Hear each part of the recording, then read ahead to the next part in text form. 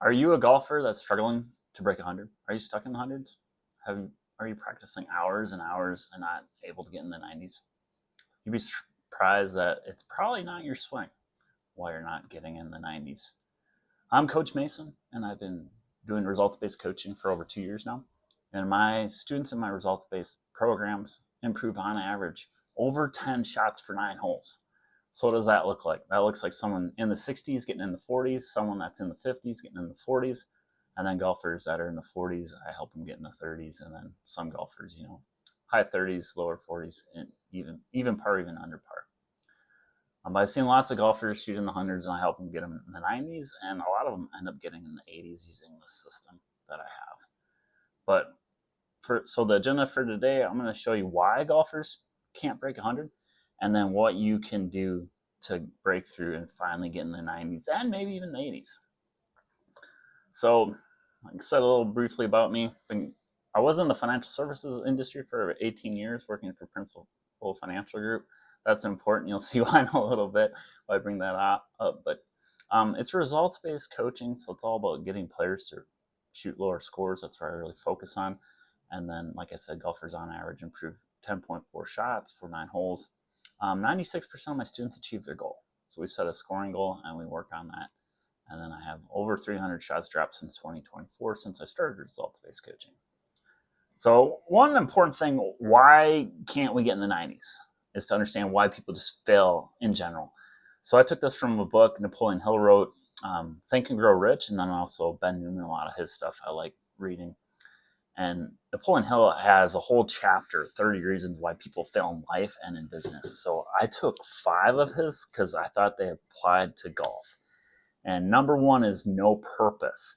So that's why I left the financial services industry, and why I put it on About Me is because I was doing that just for the money. And at some point, you can't just do things just for the money. It's like just playing golf just to play golf. If you don't get any enjoyment out of it, if you don't like to compete, if you don't like being outside, right? So you have to have a purpose in order to succeed. So number 1, why do we fail? No purpose. 2 is lack of ambition. So what he talks about is people not putting in more than enough effort to get above being just average. So that's lack of ambition. 3, lack of discipline, obviously, is not, practicing, doing that sort of thing, practicing on a daily basis, practicing on a weekly basis. 4, he talks about procrastination. That's just waiting till the time is right. I hear that a lot with students. I'm too busy at work, too busy with life. Next thing you know, it's 2 years later, call me like, hey, I wish I would have started with you 2 years ago. So procrastination is just start today, start tomorrow, if it's something that you really want to achieve. And then number 5 that he talks about is lack of perseverance. That's just when it gets hard, you just quit or do something else. So, working through the tough times to help get through it and keep on going, keep on doing the daily things, weekly things to get through it and reach your goal. So that's why we fail in life and business and golf. So how do we succeed? 1, we have to set a clear purpose, have a vision, have what Ben Newman calls the burn. So it's really understanding why you want to do it, why you want to put the work in, why you want to spend the money. For me, I enjoy teaching because I like seeing people have fun and the joy they get out of hitting good golf shots. And going from frustrated golfers to happy golfers, I really get a lot of joy out of that transition and transformation. Number 2, we have to set a goal, write it down. There's all sorts of YouTube videos, all sorts of books about goal setting, but definitely write it down, build a plan out, action steps that you need to do in order to achieve that goal. And then you have to do stuff weekly, daily, weekly at a minimum. And if you can do stuff daily, I work out every day just because I have to. If I don't, I'm angry. And golf, I practice 4 or 5 times a week just to keep where I'm at. I don't just go out. Some guys, I hate them. They only practice or play once a week, and they're still good. But I'm not like that. I'm not one of those guys. But definitely weekly and daily action. Number 3, that's how we succeed. Start today, not tomorrow. And then being accountable and persistent. So you have to hold yourself accountable. That's where coaches come in too. They'll hold you. A good one will hold you accountable. And then just having a buddy or being persistent, working through the tough times. That's how we succeed. in life, business, golf, life. So why do golfers think they can't break 100? Lots of reasons here on this slide. I've heard all the reasons. The driver, my swing, mental pressure, fear. Fear is a big one. That's actually a true one. Fear of hitting a bad shot. That's a big one. Overthinking. I think too many YouTube tips. For a lot of golfers, they have like 6 thoughts in their head for the 2-second swing, 1-second swing. It's too many. But yeah, none of these really are the real reason why golfers fail to break 100. There are some, right? Driver that can actually contribute to it, but why golfers actually fail to break 100? So this comes from some stats. I've done over 50 9-hole plane assessments for golfers. This comes from that, and also just part of being my RGX community. This part of it goes into how to break 90. It comes from that. But number one I see is too many putts. So we're going to get into the numbers on this. Number on all 3 of these. Number 2 is missing the green inside of 100. I see this a lot where golfers have a 60-yard pitch shot. They blade it over the green, they hit it back over, they finally get on the green, they 3-putt. So they just made a 6 from 60 yards. So I see that a lot. And then number 3, too many mishits. So what is a mishit? That's chunking it, blading it, hitting out of bounds. So obviously swing comes in play with that. That's part of number 3. Too many mishits. So really, the swing's not your problem. I'm seeing a lot of golfers, it's the system that they follow. And we'll get into that a little bit more. So the numbers. Let's take a deep dive into these numbers. These are some good numbers. So let's look at average putts per round by handicap. Now I kind of combine these numbers. You can get some different numbers depending what source you look at. There's a lot of great sources out there for benchmarking information, but I can combine a few different sources for this. They're all pretty much the same. Around, you might be within a stroke here and there, but I think it should give you a good snapshot of where you can save some shots. So a scratch golfer has 31 putts per round. A 9 handicap, so someone shooting just over low 80s is going to have 33 to 34 putts per round. And then 25 handicap is going to have over 40 putts per round. And, handicaps, I think USGA only had 1.5 million golfers have a handicap. And then there are over 36 million golfers in the United States. So we're not getting a whole lot of stats. I think these numbers would actually be higher if we track stats of all the other millions of golfers, But obviously they're not breaking 100 probably if they don't have a handicap. So high handicaps are losing almost 9 shots just in putting. So let's look at the 1-putt probability by distance. So this is comparing scratch golfers to someone shooting low 90s. From 3 feet, a scratch is going to make almost everything from 3 feet. And then a 90s golfer is going to be pretty good, 8 out of 10. 15 feet, scratch golfers make 20% from 15 feet, whereas a 90s golfer is just under 10%. And then even from 35 feet, scratch golfers make a few. So 5%, I think, is about what it is. 90s golfer, maybe 1%. That's 90s golfers don't make anything from 50 feet. Here's a good one, 3-putt probability distance.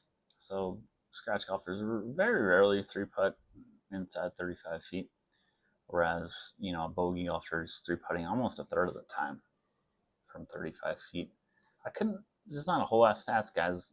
25 handicaps for these, but I'll post the sources in the YouTube comments for you guys. And then a 90s golfer is 3-putting from 50 feet over almost 50% of the time.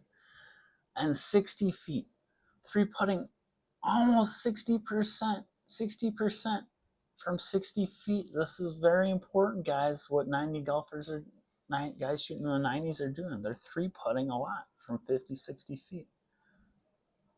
So proximity to the hole by handicap. Let's look at this. We have a 25 handicap from 30 to 50 yards, hitting approximately 45 feet from the hole. Why is that important? Well, guess what's going to happen? They're going to 3-putt half the time. From 60 to 80 yards. they're hitting it 50 feet from the hole. From 100 yards, they're hitting it over 50 feet from the hole. So guess what's going to happen? Yeah, we're three-putting a lot, over half the time. And this is a 25 handicap, so this is someone that's probably shooting in the 90s every now and then. So inside 100 yards, not hitting it very close to the hole. Whereas you compare that to an 18-9 handicap scratch golfer. They're hitting it a lot closer to the hole, which allows them to make more putts. So they're better putters, and they hit it closer to the hole. It makes sense, right? And then average mishits per hole. So a 25 handicap, I think it's more than this, has over 11 mishits per hole. So if we just drop down the mishits, we'll get into it. Drop down the mishits, drop down the putts. I mean, we're looking at 20 shots right there that you can save.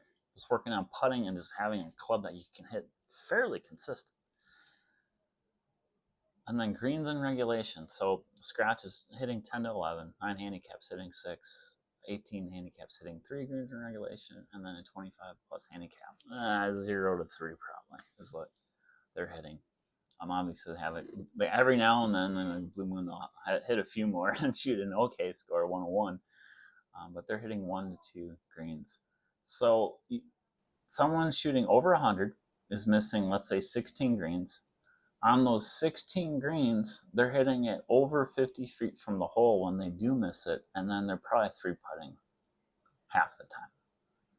So hopefully, is this making sense for you? Does this sound like one of you guys? You know, you're inside 100 yards, you miss the green, you hit it on, and then you three-putt. Does that sound familiar? You probably do that 4, 5, 6, 7 times around. So to break 100, you got to fix what happens when you miss the green. And again,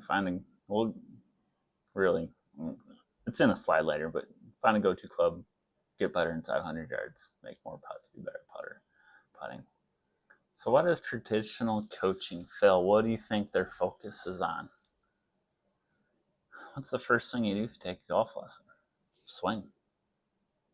Yeah, whereas players, someone struggling to break 100, what do they really need to work on? Putting, short game, go-to club. Swing's going to help with, having a go-to club, something consistently hit. But yeah, if you suck at putting, you can't hit a green inside 100 yards. Full swing, driver, that's the last thing you should be working on. A lot of coaches ask the golfer, what do you want to work on? If I got a student coming to me, hey, I want to break 100, I ain't asking you. I have a plan. I have a system. I know what we're working on. And then they rarely assess scoring patterns. So I get scorecards from my players. We have stats that we track, and then I understand what they're struggling with and what's keeping them from reaching their golf goals. That's why I do 9-hole playing assessments. So I go out on the golf course, I watch someone play 9 holes. I can see why they're not hitting their goal. And then I show them, I have stats. Like, here's where your stats are falling, guys. This is why you're struggling, and this is what we need to work on. And then, traditional coaching ignores the short game, or it's just an afterthought when they have a few extra minutes. And then I'd say this is pretty consistent. No structure for the player, no benchmarks, no plan. Just weekly lesson. We're going to work on the swing. No layout of, hey, here's how you go from point A to point B. Or here's how you go from shooting 106 to 96. So that's why traditional coaching really fails on the player. And I know a lot of public golf facilities are designed not for scoring improvement, especially here in Southern California. There are no practice wedge areas, and so it's not your guys' fault. A lot of it, it's not your fault. Public courses aren't really designed for scoring. They have a driving range where you can get warmed up. Sure, they might have a putting green, but there's no wedge areas where you can work, from 40 to 100 yards working on wedge shots. That's really critical to scoring at any level, not just guys trying to get in the 90s, but you look at PGA Tour players, that's the difference between number 125, and you don't have your tour card next year, is distant proximity to the hole from inside 100 yards. That's a big one. So yeah, ranges are built for drivers and irons and not really scoring. And then short game, some places have okay short game facilities, but not really great. Some don't have a bunker that you can practice out of, but they have bunkers everywhere on the golf course. Hey, we're not going to give you a bunker that has a sand system. What's out on the golf course? Good luck. Hey, Thanks for your $125. And then balls, range balls, limited flight. There's all crap, cheap balls. How can you get distance control? And if you're using a range ball that's 60 compression, then go use your Pro V1 that's 90. That's hard. I'm sorry, that's tough, guys. That's really hard. I feel for you. And then putting greens don't mimic real pressure, so if you can, anyone that works with me, we practice with tension. We try and practice with tension, so when you get on the golf course, it makes it easy. So how do you think you're going to break 100? What do you think the system is, the magic sauce? You probably guessed already. You got to get okay at putting. You don't have to be a tour player at putting. Eliminate 3 putts. Make more stuff inside 4 or 5 feet. You're going to drop 5 to 10 shots just by doing that. And then, obviously, you got to hit the green inside 100 yards. I can't believe how many of my players that shoot in the hundreds miss the green from inside 100 yards. It's just mind-boggling. Now, I miss the green from inside 100 occasionally, but normally I'm hitting it within 10, 20, 30 feet, giving myself a chance to make a putt. And then at worst, I'm 2-putting. Whereas they're missing the green, it's taking them 3 to get on, and then they 3-putt. Or 4-putt. I've seen 4 putts, lots of 4 putts. It's wild. So number 3, you got to develop a go-to club. So that's how you guys are going to break 100. And I'll grant it this. There are probably 20% of the golfers out there that really just do struggle hitting the golf ball. So 80-20 rule. There are probably 20% do just need a swing lesson because they are so god-awful. Putting, whatever. They just need to learn how to hit the ball. Or I've seen occasions people that just need to learn how to be athletes. They just hand-eye coordination is not there.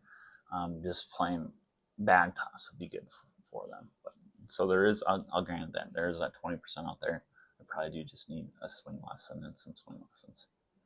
So get a little bit deeper into how to break 100. To improve putting, you really got to make 50% inside 3 feet. And then you want to 2-putt at least 50% of the time inside 30 feet. And obviously, if you hit the ball closer to home, you're going to have better putting stats. We see that across all levels. Common sense, right? So now once you're inside 100, so chipping, if we were hitting low shots, a chip, bump and run, putting with loft. If you want to hit 10 out of 10 getting inside 3 feet. So obviously that's going to help the putting stats. Pitching 25 to 75 yards. You want to hit your shot inside 30 feet at least 50% of the time. So some benchmarking for you. And then if you're 75 to 100, just hit the green 9 out of 10 times. And you'll be able to break 100. Go-to clubs. So the go-to club that we need to have, we need to hit it at least 150 yards, 8 out of 10 times for inside a 40-yard wedge fairway. Confidently. That's why it's called the go-to club. You can take it. And this could be, I hate to say it, if you need to just hit a 7-iron off the tee, just hit a 7-iron off the tee. If you really want to break 100, practice the driver, practice the 3-wood, practice the hybrid, practice those, but have a club that you can hit consistently 150 yards down the middle. I love my hybrid. I probably hit my hybrid too much off the tee. I hit it off the tee all the time. Granted, we're playing back tees, I hit it 250 yards. I could hit my driver 325, but I just love finding the fairway. And I hit it far enough where you usually get in a good position to hit on the green from there and make par or bogey. But find the go-to club. Work on a go-to club that you can hit at least 8 out of 10 times in a 40-yard wedge fairway. That's going to help you lane up to par 5s. You don't have to go for every single par 5. I know it's not glorious, but guys, you're shooting over 100. You're watching this video, you're shooting over 100. So maybe we need to hit something straighter, not further. So work on that. Go-to club. Could be any club that you like. Often I see it's a hybrid, 7-iron, 7-wood, 5-wood, sometimes 3-wood, But we can't hit driver off the deck if we're laying up on a par 5, so you definitely want some sort of iron hybrid, even a wood, 7-wood, 9-wood. Yeah, every player's going to be a little bit different, and that's something you're going to want to work on. See what clubs you can hit 8 out of 10 times on the range into that wide fairway. So minimum to break 112 weeks, I have a system.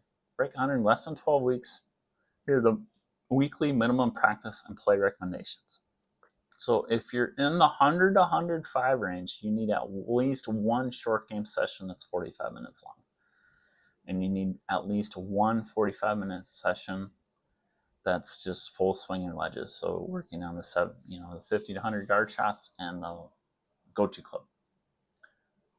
Play at least 9 holes per week, and then I would recommend at least one coaching session per week. This is where my golfers are dropping 10 shots. They follow this recommendation. They get weekly homework, weekly practice plans that I give them, and then they're able to drop their 5 to 10 shots and get hundreds to 90s to 80s. If you're 105 to 115, you're gonna have to just put a little bit more work in. So 2 short game sessions, and I would split the short game sessions up in putting and then chipping and pitching. So 20 minutes, and 5 minutes for whatever. And then 2 45-minute sessions of wedges and full swing, 18 holes per week, and again, if you can, 1 coaching session per week. Obviously, that doesn't have to be with me. If you can find a coach somewhere else that can help you with some of these techniques, that's awesome. We'll get into next steps. So if you guys follow this, work on putting, work on inside 100 yards, work on a go-to club, do it yourself. If you guys break 100 following this presentation, please let me know. That is awesome. I'm so super stoked for you. That would be awesome. Then obviously you could work with me. That's an option. I'll put a link down to my online options and in-person options as well.